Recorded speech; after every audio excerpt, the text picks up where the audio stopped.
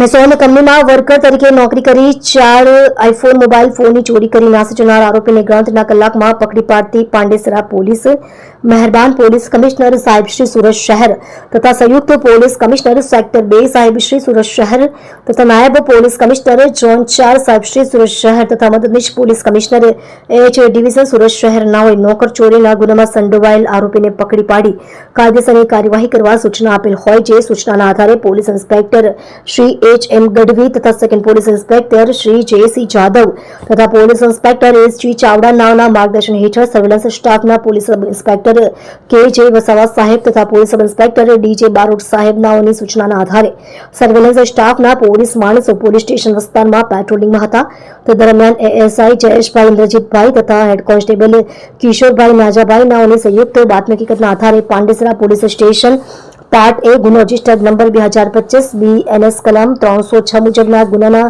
આરોપી નામે રિતિક કુમાર શંભુ શર્મા ઉંમર વર્ષ 24 ધંધો નોકરી રહે પ્લોટ નંબર 10 શાસ્ત્રીનગર વડોદ પાંડેસરા સુરત શહેરનાને પકડી પાડી આરોપી વિરુદ્ધ કાયદેસરની કાર્યવાહી કરી પ્રશંસનીય કામગીરી કરેલ છે।